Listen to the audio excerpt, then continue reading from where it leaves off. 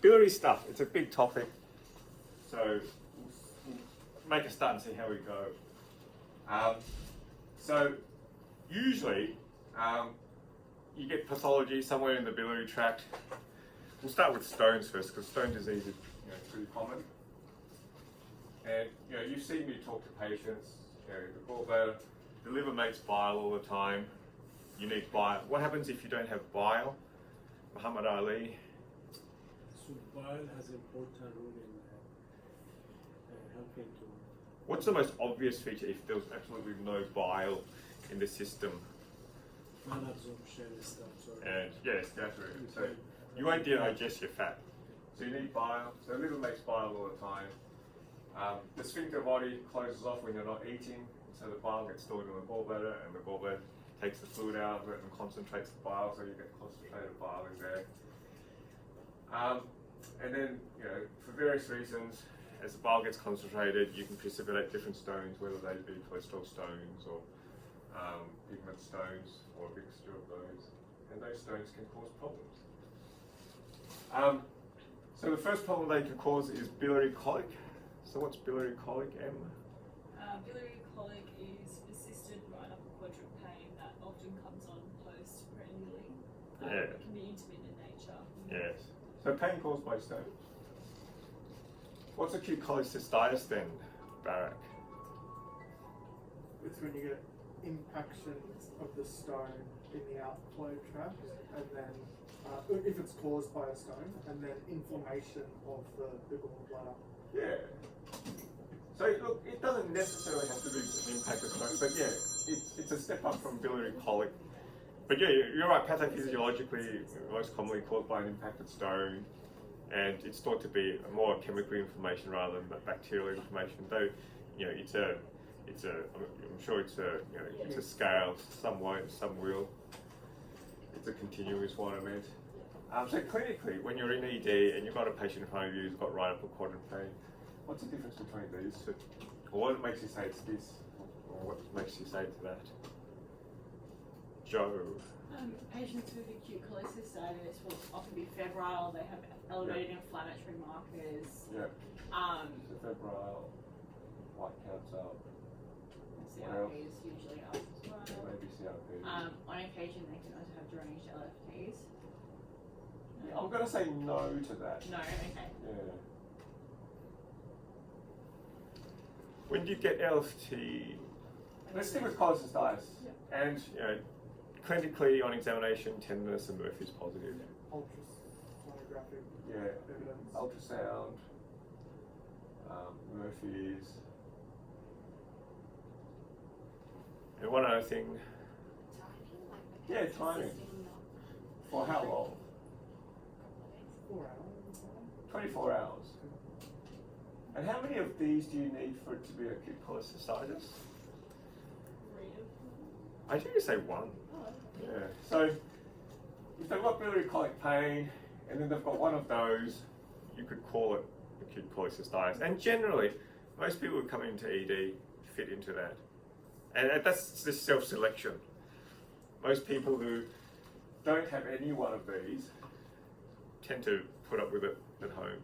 And that's not because anyone tells them, it's just how it tends to be. I mean, of course, we do get people with quite severe pain, or it either goes away within 24 hours or all the investigations come back negative.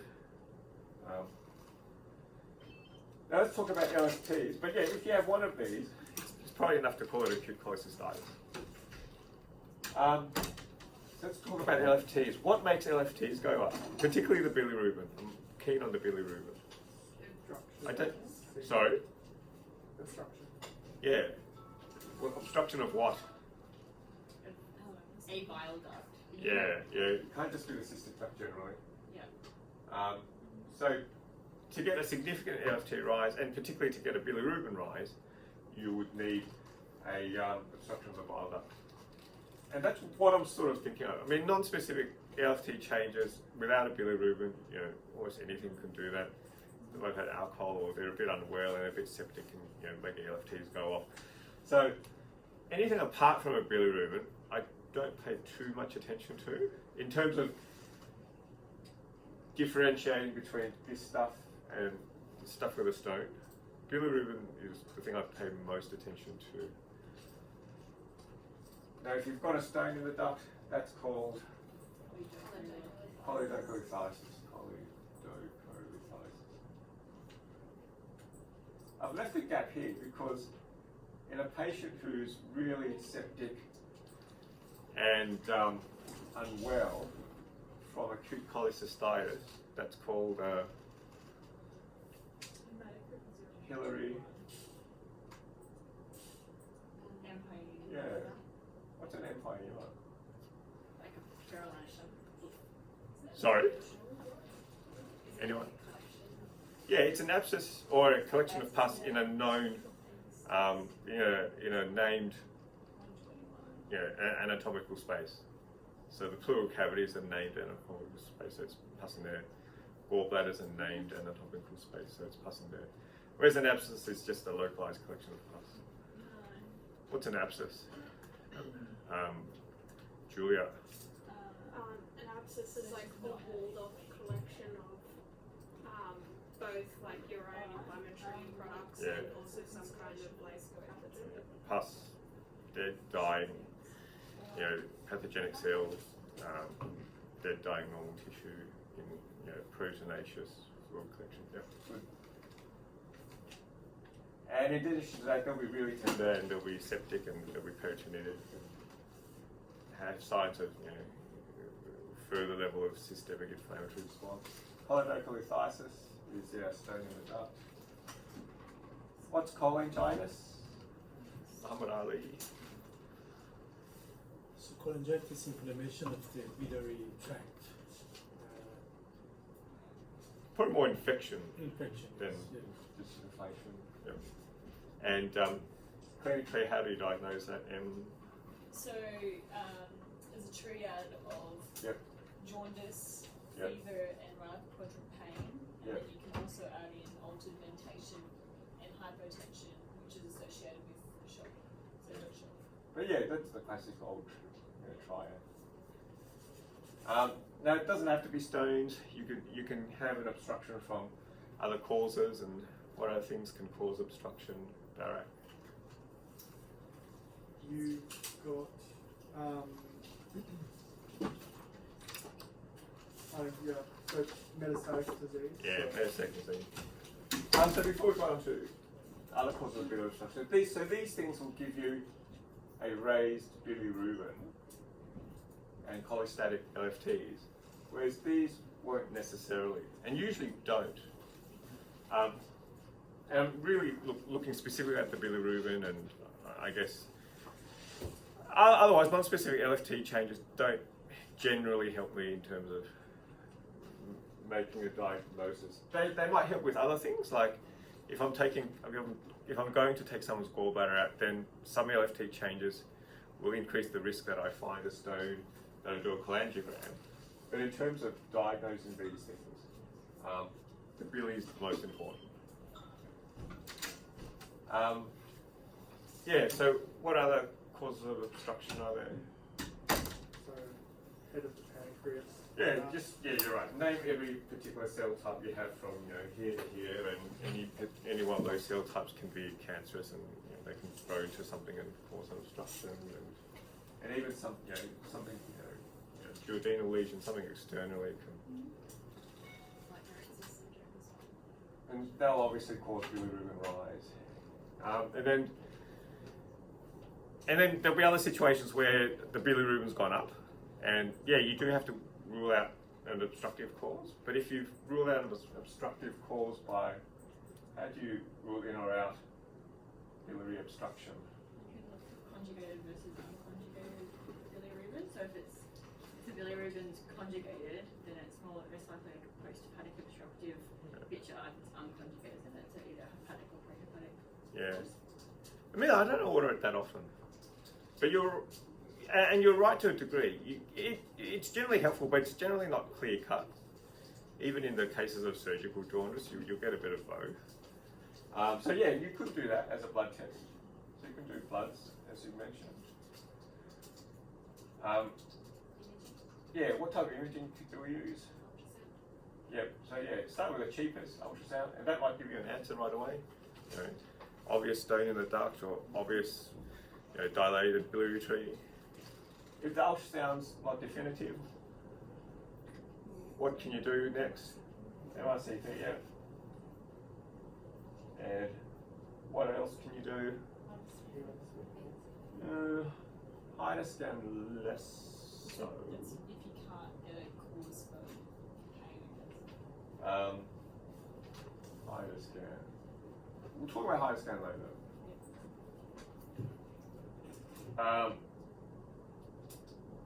Is there a CT that we can do for biliary obstruction? What's that called? CT, cholangiogram.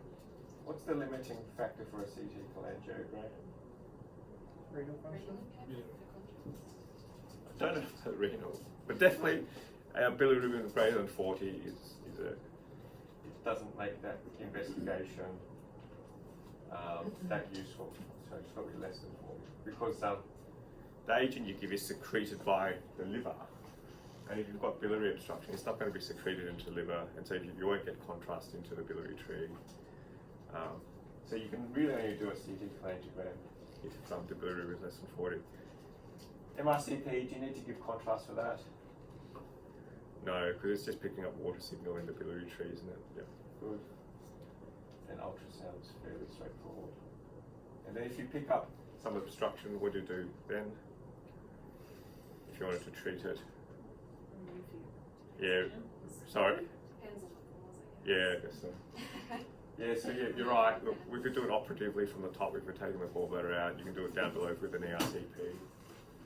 Now, when ERCP started, which wasn't that long ago, really, like it wasn't really that big till 15 years ago, it was a while ago. When did MRCP start becoming a thing? Probably 10 years ago, 8 to 10 years ago. But ERCP used to be for diagnosis as well. But now ERCP really should be a therapeutic procedure only. And so you should have the diagnosis and you should know what you're aiming to treat before doing an ERCP. And why is that? Because there are risks. What sort of risks are there in ERCP? Pancreatitis, what else? You probably won't. Yeah, you're right. Okay, Barrack. What type of injury do you get? You do a sphincterotomy, so you could get reflux of gastric. Well, it's more duodenal perforation than Barrack injury. So you're doing a sphincterotomy around here, and you cut too much, and you make a hole in the duodenum. I guess it's duodenum Barrack. Yeah. What type of pain do they have on day one? They won't necessarily have anterior pain and tenderness because D2 is retroperitoneal, the duct and the pancreas are retroperitoneal structures, so they won't necessarily have free gas. So you're thinking duodenal perforation, viscous perforation should have free gas. But they won't necessarily have free gas. They should be tender non-specifically, but they won't be specifically peritonitic in the same way as if you've got anterior pyloric ulcer or pre-pyloric ulcer or peptic ulcer perforation is peritoneal. So you have to have a certain index of suspicion post ERCP. What type of pain will they have? They may have back pain. So if they've got back pain, pain through the back, have a low index of suspicion, do a CT on day one of the ERCP, and you're looking for gas around where the bile duct enters the duodenum or the CT scan. And sometimes that can be tricky because you've done you can get pancreatitis and that'll give you back pain as well. I guess if there's any doubt, you do a scan. What are the complications of ERCP? Bleeding. Yeah. The sphincterotomy can bleed. And what else? There's a fourth big one. You can actually give someone ascending cholangitis. And I guess that's less so of an issue now because usually we're treating, you do an ERCP to treat biliary obstruction. But you can imagine that in the days before MRCP, if you're doing it diagnostically, and you might be doing it just to work out the cause of obstruction, but then you introduce gut bugs into it. But yeah, I guess cholangitis is less of an issue now because usually we're doing it to treat cholangitis rather than purely diagnostic. So yeah, a lot of potential complications in ERCP. And if the chance of each of those is sort of 1 in 200, you add it all up, then it's almost a 1 in 50 chance of a serious complication in ERCP. So leave ERCP for therapy. Can you get gallbladder problems without stones? Yeah. What type of gallbladder problems can you get without stones? Yeah, and what's that due to? Well, sludge, I'd call it stone, so yeah. So if there's sludge, you can call it this stuff. Sludge and pain, you can label it that. But if there's nothing at all, how does acute cholecystitis work? Biliary dystonia. Yeah, so there's two mechanisms. Acute severe illness. Yeah, so there's biliary dystonia, so what's that? That's where you get, I guess, hypocontractility of the gallbladder. Yeah, In response to a meal. Yeah. And what's the second mechanism for acute cholecystitis? You had it, like severe illness. Well, what does severe illness do to you? Just, I guess, you become septic, so hypoperfusion of the gallbladder. Yeah, because the body shunts blood to organs that matter, and if you have any pre-existing macrovascular or microvascular disease, that doesn't help. And what's the blood supply to the gallbladder? Cystic artery. Yeah. What are the collateral blood supplies to the gallbladder? Sorry?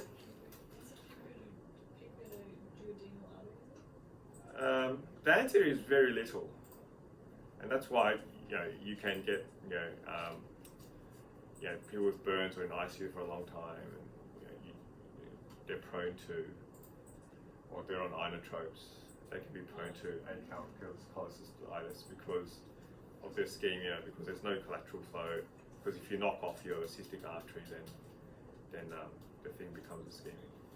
So two mechanisms there, and obviously you have to have in your own mind which mechanism it is, because there's difference in level of urgency between the two. So in the old textbooks, they said everyone who with acute cholecystitis needs their gallbladder out within 24 hours, sort of thing. And obviously that only applies to the people who have gallbladder ischemia, really. Like people with gallbladder wall dysfunction, they don't need their gallbladder out within 24 hours. What else do we need to talk about?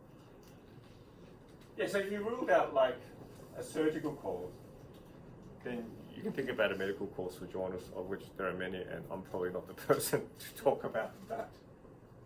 I guess we can start talking about treatment.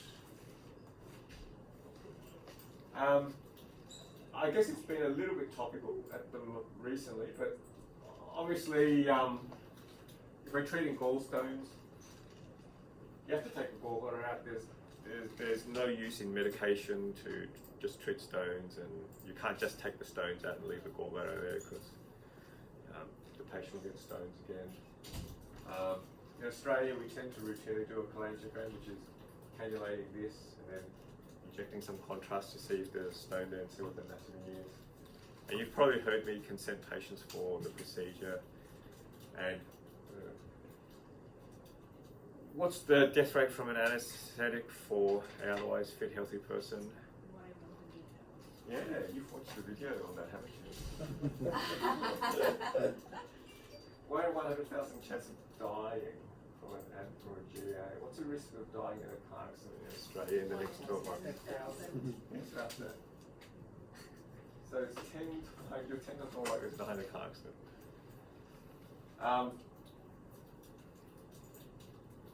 You're right. Good to see you right taking notes, Julia. But would you be able to derive this yourself? This becomes a just ballpark epidemiological thing. How would you derive this number?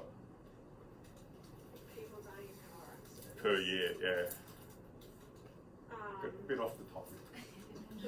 How many people die in Australia in a car accident per year?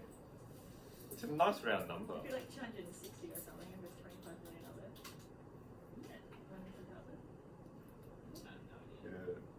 This is a nice round number, actually. Muhammad Ali, pick a number. In Australia, how many people died from it? Either give me a number for New South Wales or Australia. 5,000. 5,000 for Muhammad Ali. M. A million. Absolutely a million. 20,000. 10,000. 10,000 from M. Wow. 2,000. Barrack. 1,000. 1,000. 2,500. 2,500. Julia. 3,000. 3,000. Hillary. 2,000. 2,000. It's about 1,000. So Barrack wins. So you just divide 1,000 by 225 million, and that's your risk. It probably comes out a bit higher than that. I think it's probably 1 in 20,000. So someone can do the maths and tell me if that comes right. In New South Wales, it's about 300 to 350 per year. So we're, just out of interest, the population in New South Wales is getting higher every year. So you'd probably expect that more people die on the road every year. But what was New South Wales' highest road toll? It's 350 per year now. And 75. Wasn't it like back in the 1970s? Yeah, what was it prior to then? Seatbelts and things. It's like 7. probably not. I think it was gone up to 2,000 a year at one stage. Ooh. And the big change to that was RBT. So you can imagine like a fraction of the population now, and 3 or 4 times the road toll death. So yeah, RBT and then various other safety measures, safer cars, safer roads, dual carriageways, all that sort of thing. We've gone off the topic. Okay, so we've talked about risk of the GA bit. It's pretty small. It's topical because we all know a patient. But if you somehow damage this duct, it's a major repair job for someone who has to come in and fix it. What's the rate of injury to that duct that I quote? 1 in 300. Yeah, it's probably less than that nowadays. It was probably more 1 in 300 when we started lap polys, and it's probably closer to 1 in 1,000 now. But I still quote this number.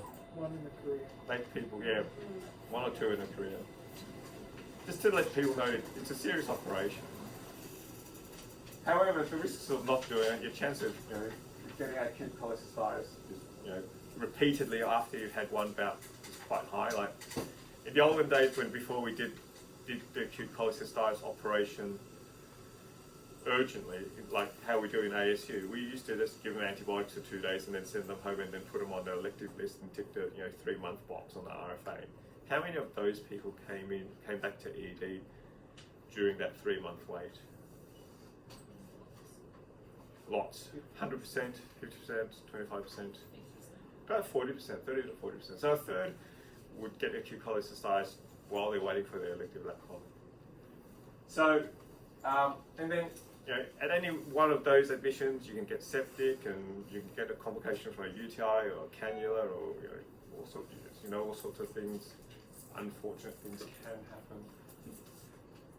So obviously, and then you can get pancreatitis as well, and the death rate from pancreatitis is about 1 in 100 if you're unlucky enough to get it. So you add that all together, and obviously the risk outweighs, the benefits outweighs that risk, and more greatly outweighs that risk.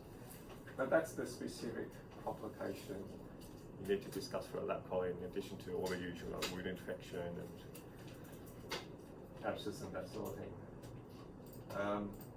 If there's a stain there, we can get it out with a basket, we can put a stent across it, and someone can, at an ERCP, can get it out later. That's probably enough for today. Yes. Any other burning questions?